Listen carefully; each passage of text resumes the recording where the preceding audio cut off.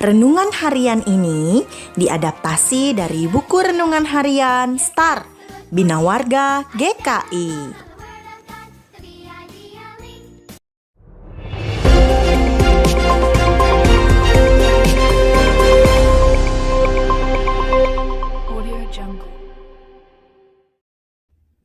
Halo adik-adik semua, kembali lagi bersama Gino The Good News.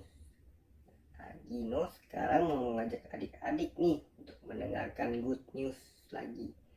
Good news kali ini diambil dari kisah hidup Yusuf. Nah, gimana ceritanya ya adik-adik? Yuk kita dengar ceritanya sama-sama. Nah, jadi Yusuf ini sejak dahulu harus hidup tanpa ibunya adik-adik. Kenapa dia harus hidup tanpa ibunya? Karena ibunya sudah lama meninggal ternyata adik-adik. Waktu mereka masih kecil. Waktu Yusuf masih kecil dan adiknya yaitu Benyamin masih kecil. Sedih sekali ya adik-adik. Nah, tapi bukan hanya itu adik-adik. Ia kan harusnya dikasihi oleh keluarga dan saudara-saudaranya. Ia harusnya disayang oleh mereka. Namun ternyata kakak-kakaknya membenci Yusuf karena ia lebih pintar dan suka bicara jujur dengan apa adanya. Wah, saking bencinya adik-adik, akhirnya Yusuf pun sampai dibuang ke sumur dan dijual ke pedagang budak. Waduh, kasihan sekali ya adik-adik. Nah, bahkan setelah dia dijual pun ternyata ia pun harus mengalami difitnah dan dibohongi oleh istrinya tuannya yaitu Ibu Potifar adik-adik, sampai ia harus masuk ke dalam penjara. Nah, tapi adik-adik, Yusuf ini ternyata selalu senantiasa ya bersandar kepada Tuhan.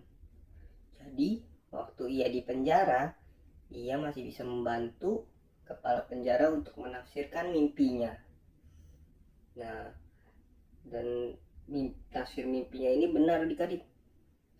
Nah, maka dari itu kabar kehebatan Yusuf ini pun tersebar hingga ke istana Raja Firaun.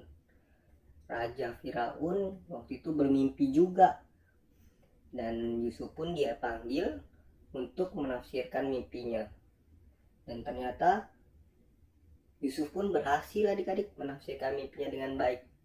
Nah, sehingga Raja Firaun begini mempercayai Yusuf dan menjadikan Yusuf sebagai kepala gudang hingga pada akhirnya menjadi raja muda yang membawa kemakmuran bagi rakyat Mesir. Dan ia memerintah sampai Yusuf tua. Nah, adik-adik pernah tidak mengalami kesedihan? Atau mungkin ada juga orang-orang yang tidak berbuat baik pada adik-adik. Seperti tadi ya, ada saudara-saudaranya Yusuf, ada juga istrinya tuannya yaitu Ibu Potifar. Nah, pasti kita semua juga pernah merasakannya ya adik-adik. Tapi kita harus percaya bahwa Tuhan lebih kuat dari semua itu. Kita hanya perlu percaya dan bersandar kepada perintah Tuhan. Karena dengan begitu ia akan selalu menyertai kita.